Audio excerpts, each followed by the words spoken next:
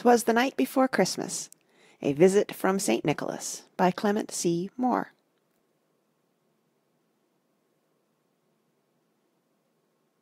'Twas the night before Christmas, when all through the house not a creature was stirring, not even a mouse. The stockings were hung by the chimney with care, in hopes that St. Nicholas soon would be there.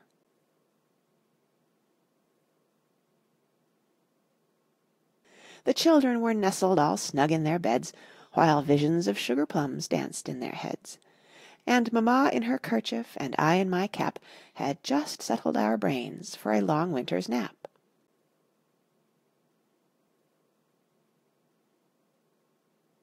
When out on the lawn there arose such a clatter, I sprang from the bed to see what was the matter. Away to the window I flew like a flash, tore open the shutters, and threw up the sash.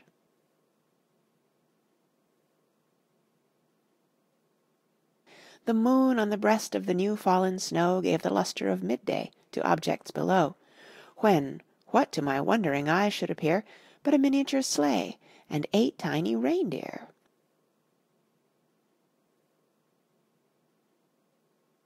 With a little old driver so lively and quick, I knew in a moment it must be St. Nick.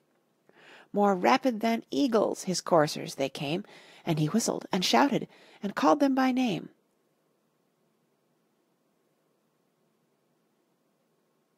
Now, Dasher, now, Dancer, now, Prancer and Vixen, on, Comet, on, Cupid, on, Donder and Blitzen, to the top of the porch, to the top of the wall, now dash away, dash away, dash away all.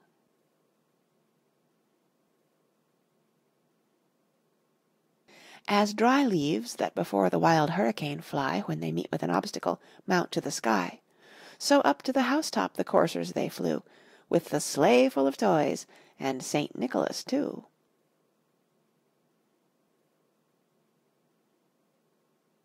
And then, in a twinkling, I heard on the roof the prancing and pawing of each little hoof. As I drew in my head and was turning around, down the chimney St. Nicholas came with a bound.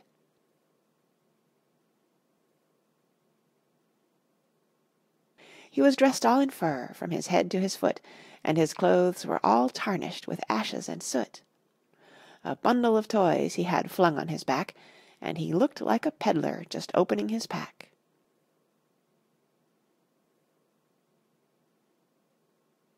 His eyes, how they twinkled!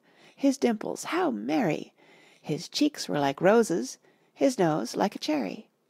His droll little mouth was drawn up like a bow, and the beard of his chin was as white as the snow.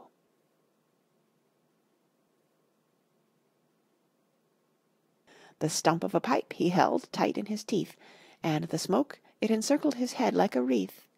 He had a broad face, and a little round belly that shook when he laughed like a bowl full of jelly.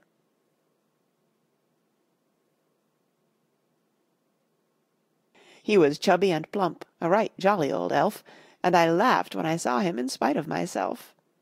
A wink of his eye and a twist of his head soon gave me to know I had nothing to dread.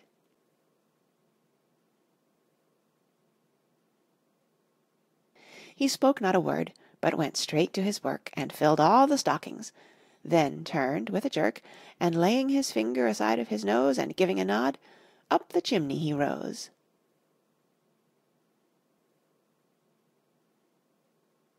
He sprang to his sleigh, to his team gave a whistle, and away they all flew like the down of a thistle. But I heard him exclaim ere he drove out of sight, "Happy Christmas to all, and to all a good night."